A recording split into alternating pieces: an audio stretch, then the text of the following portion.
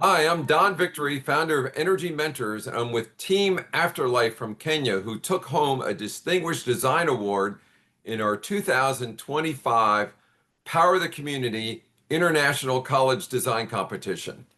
This competition challenges teams to reimagine the energy infrastructure behind a new community of 2,000 homes so students can practice their skills and lean into a career of bringing energy prosperity to the people in the countries and communities where they live. So let me introduce Team Afterlife, Andy Onyango, Morris Murigi, Calvin Kinyanjui, Jeremy Kering, and Gabriel Musyoki. So welcome all.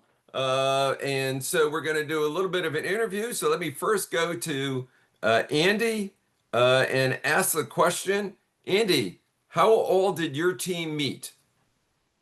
So it helps that we're in the same class, we're classmates, and it also helps that we are friends. So the meeting part is sorted. So we started by joining a competition called Enactus. That's how we met for Afterlife, and then from then on, we started looking for ideas with which to join the competition. It was a battery competition. And that's how we came to start this project and go on till we are right now. And are you all in the same course of studies or are you just different disciplines? We're in the same class, so all electrical engineering students. We're in our fifth Okay. year right now, yeah, final year. All Sparkies. Great. Okay. Over to Morris. Why, Morris, your team met. Why did you decide to enter Power of the Community competition? Yeah, so the reason as to why we joined part of the community is that our solution from the word go was for the community. We were targeting people who have no access to electricity or no access to electricity. And so we saw it as a platform to polish our idea and our innovation and see how we can roll it out to the masses. So, are you all from urban settings there in Kenya, or are some of you from out in the rural areas? How did you get to what backgrounds did you bring personally to this experience? For me, okay, where I live, it's more of a rural urban area, but still there are issues there when it comes to the amount of time you're gonna have power. It's not consistent throughout. So that's one.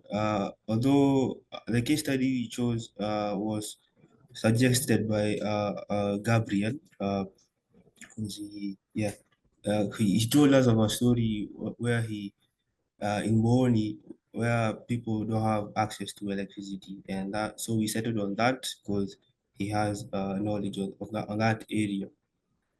Yes.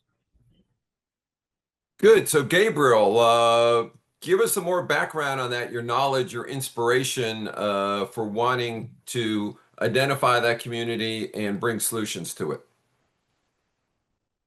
So the reason as to why we chose Mboni area is because first off, that is where my upcountry is.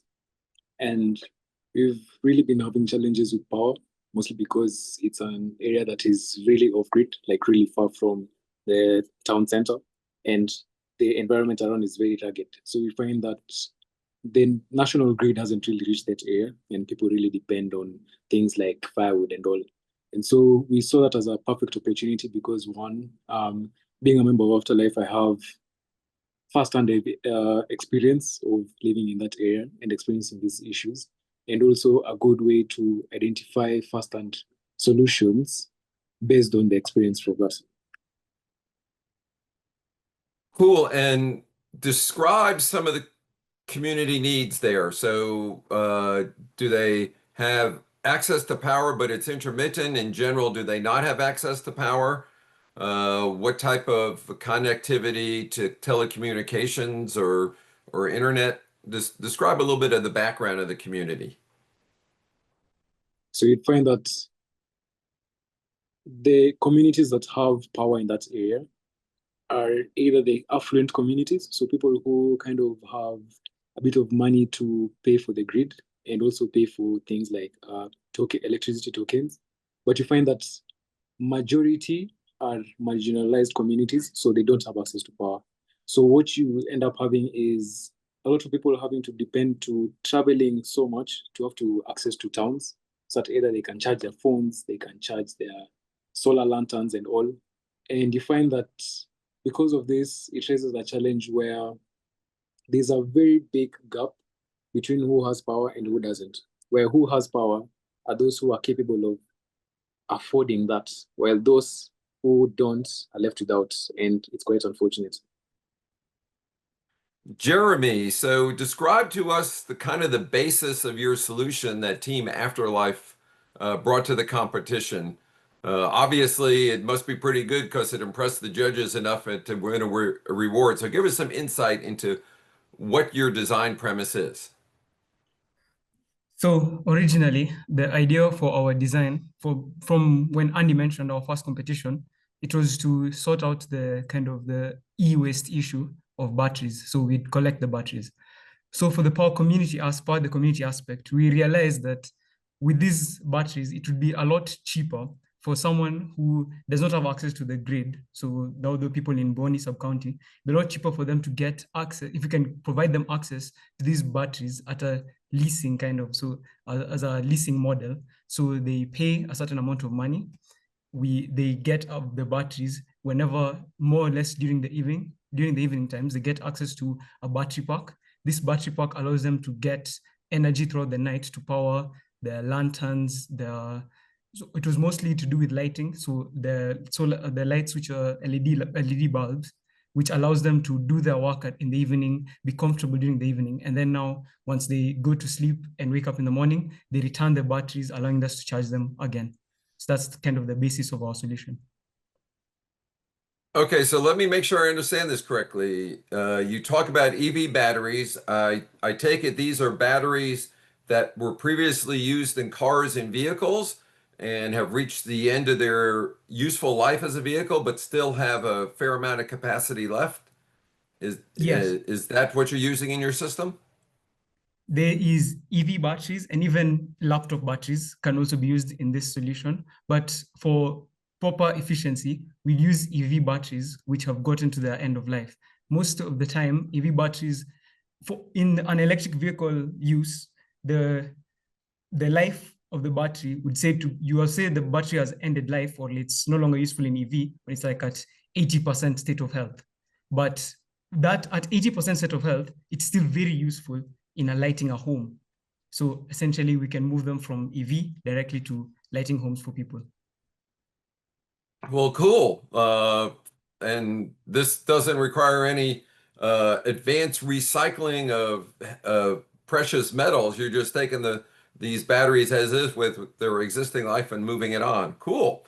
Gabriel, let's talk a little bit about the business model here and the background. So people that currently don't have electricity, they may have to go out and collect firewood and other things for cooking and basic needs. Now the concept is they go to town, they pick up a battery and bring it home to power their house for the night. What are some of the business advantages or the economic advantages to the citizen to be able to access this versus other models like rooftop solar and things like that? So first off is one business model is being able that people are able to get the different battery packs as a group. So you'd find that maybe a neighborhood of maybe 3 people are able to maybe share a battery pack, maybe to light their homes and whatnot. Second of all is the conventional way to power communities outside the grid is solar. However, the challenge with solar is the batteries that usually come with it are usually very expensive. So another advantage of ours is we also complement the usage of solar. So if someone is to also maybe get solar and they have to maybe access the different batteries, most of which are very expensive, we provide our own refurbished battery packs that are way cheaper. And you find that anyone who maybe has a bit of a solar, or maybe you find that it's usually one person in like a whole community, is able to properly benefit by using our refurbished battery packs because they're way cheaper. Cool. So what is next for Team Afterlife? I think I can take that question. What's next for Afterlife? So we are gonna continue with our model where initially we had two ideas, two branches. One is on the reusing of batteries, and two is on the recycling bit. So we are gonna still move forward with that. So we want to uh, our business model is to be profitable, but with impact. So we have done some prototypes. We have two power banks. We want to now have to get to make an energy kit for 48 volts battery pack that can be useful for households. Then launch it, see how the market behaves, and then we push on to the other side of recycling for the end of life batteries. So you're actually in a pilot phase then, that you have a few battery packs and you're actually prototyping this. Is that kind of where you are?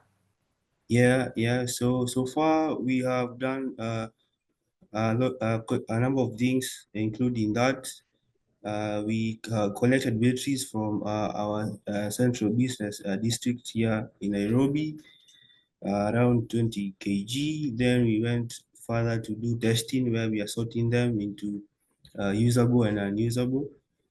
So we are testing the parameters for the batteries to see if they are usable. So that's how then we go to the next stage of making the power banks and the battery packs. Yes. Okay, let me put Andy on the spot. It sounds like you're already in the technical piloting phase. So where are you commercially and with regard to finance? I mean, you must have had to raise some money or don't get your own money to buy these things. Are you actually to the point where you're charging people to use these battery packs overnight? Because true innovation is usually not only just technical, you have to bring the business component. So I'll throw that to Andy if you're willing. We're not at the level of commercializing it as of yet. We're still in the stage of sort of the preliminary design. So we're trying to find something that works. And you find that like when you find that when making a prototype, it's usually more expensive than your. So you find that it's more expensive than you'd even wish to sell. So we're still at that stage. And in regards to where we found the money, we had where we met in the first competition that brought us all together. We won that competition. We received some funding for that, and that has helped us stay afloat. It's not much, but it's enough to have this sort of activities where we organize collection drives within the campus or collection drives around town or buying a bit of raw materials to make our first prototype and that kind of thing.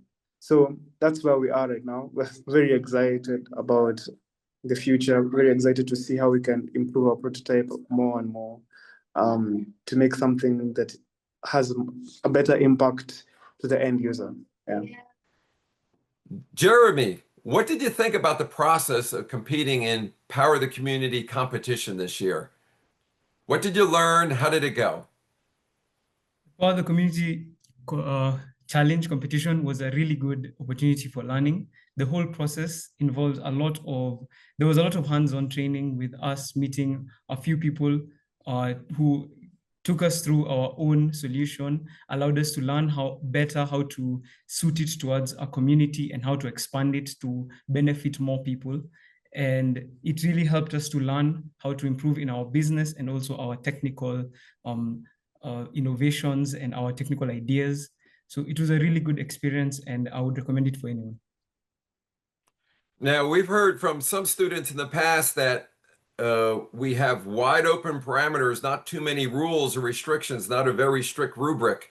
Was that a strength or a weakness that that we don't have a lot of rules?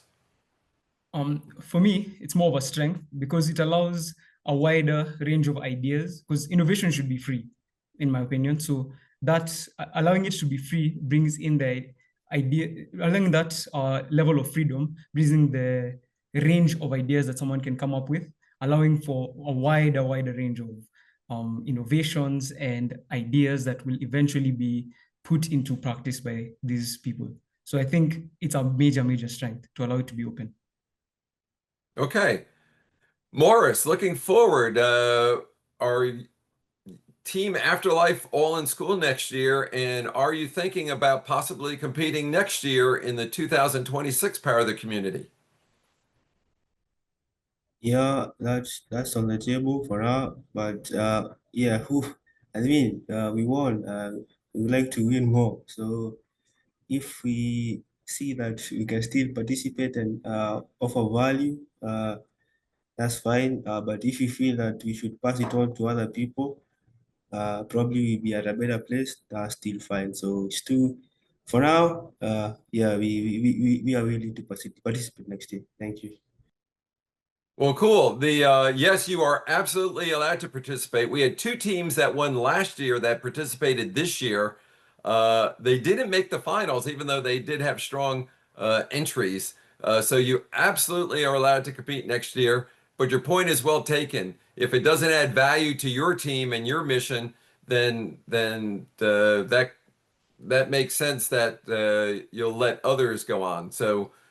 We do hope that it may add value, but if not, that's a value judgment and really a pragmatic approach in the world. If something adds value to your career journey and life journey, go for it. If it doesn't, it's okay to say no. So thank you for that. Okay, so I'll throw the last question over to Jeremy. Jeremy, how can we follow the path forward for Team Afterlife? Follow us. We are currently on LinkedIn. We have our LinkedIn account where we post regular updates on what we're doing. We will expand to other social medias, but our main place is LinkedIn currently. Okay, cool. So the last thing that you all need is a little bit more money.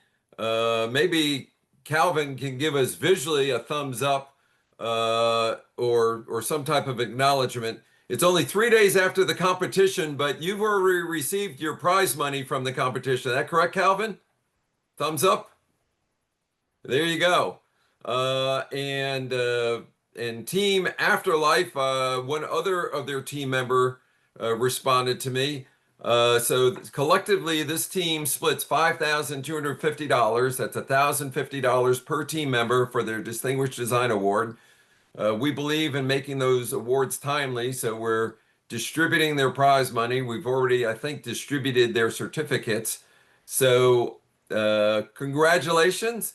Use the money wisely to finance and power your dreams. We really want to see how you grow your idea of this innovative business model of battery swapping, electricity as a service, where people come to a central point and pick up batteries, bring them home so they can power their lights at night and charge their cell phones, maybe even run a fan, and start to participate in energy prosperity, and doing so without having to have any capital down to put a solar panel in their yard or hook up to a distribution system. Very innovative idea technically, very innovative idea from a business model, and very pragmatic in that it allows people to get on the first rung of the ladder of energy prosperity, going from no electricity to having electricity, so where they can access connectivity worldwide right off their phones and have lights so students can study at night. So congratulations, Team Afterlife. We applaud your entry. You certainly impressed the independent judges by taking home a Distinguished Design Award in our second annual Power of the Community competition. Good luck. We'll be watching you, and And so long from Energy Mentors. Bye now.